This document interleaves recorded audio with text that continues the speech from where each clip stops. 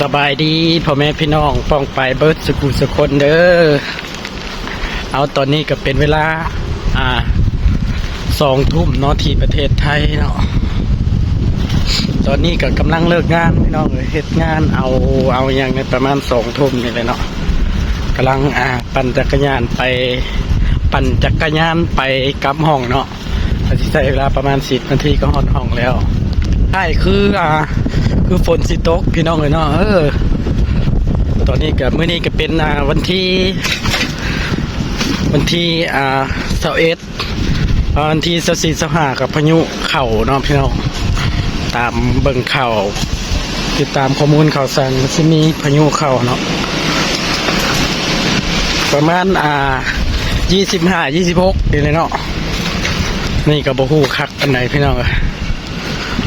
กำลังเดินทางกลับพี่น้องเลยจังซี่และชีวิตแรงงานเนาะพี่น้องเป็นคนลาวผู้หนึ่งเนาะที่ว่าบ่มีอย่างมาด้วยกำปั้น2 กำปั้น 2 มือเนาะมาบืนหามาสู่ชีวิตด้วยตัวเองเป็นโมเมนต์ตัวเองพี่น้องมากับเมียพี่น้องเลย2 ผัวเมียเนาะมาสู่น้ำกันอยู่ในประเทศไทยพี่น้องเลยเป็นจังใดกะเป็นกำลังใจให้กันเด้อพี่น้องกดไลค์กดแชร์กดติดตามให้เด้อพี่น้องเด้อโอ้โหบรรยากาศพี่น้องบรรยากาศนี่ดีเนาะหลังจากมีอากาศร้อนมาตั้งแต่เมษามากเนาะพี่น้องแบบเป็นอากาศร้อนแห้งมาตลอดเลยกับเบิ่งข่าวสารกับซิมีพายุเข้ามาเนาะก็ถือว่าจะเป็นแบบมีความอากาศเย็นสดชื่นเนี่ยก็ดีเนาะพี่น้องเราใส่ชีวิตกับมันจังเย็นแน่เวลาหลับเวลานอนกับใครแน่พี่น้องป้าแต่มันมืดแห้งนะพี่น้องอันนี้มันพายุเข้าเลยได้นี่ฮอดวันที่23 24 25 26ช่ำเนาะพี่น้องแต่ตอนนี้กับฝนก็เริ่มแบบก่อโตแล้วพายุอะไร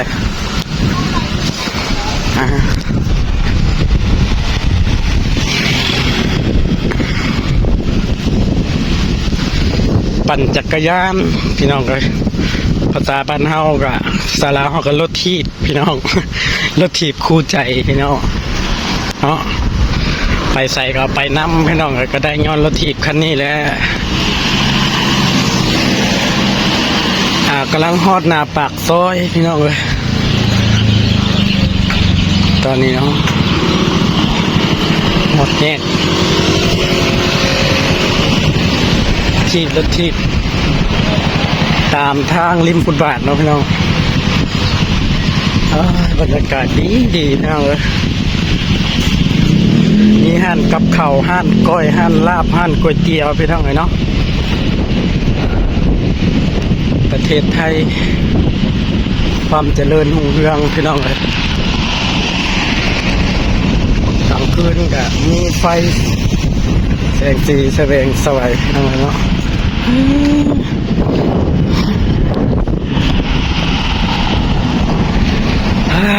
พี่น้องเบียร์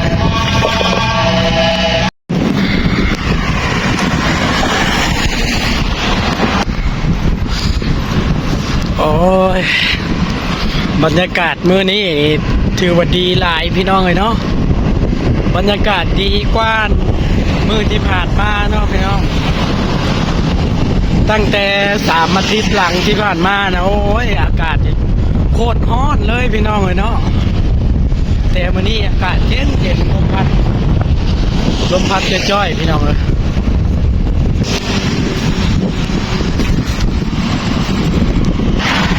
อันนี้ก็คือตลาดสาย2เนาะพี่น้องก็คือเป็นตลาดประจำของพุทธมณฑลสาย2เนาะพี่น้อง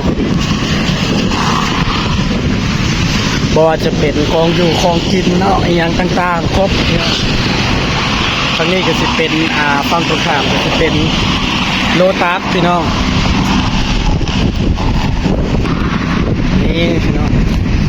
ถตัดแล้วจังใดก็อย่าลืมเป็นกำลังใจให้กันเด้อพี่น้องกดไลค์กดแชร์กดติดตามให้เด้อสบายดี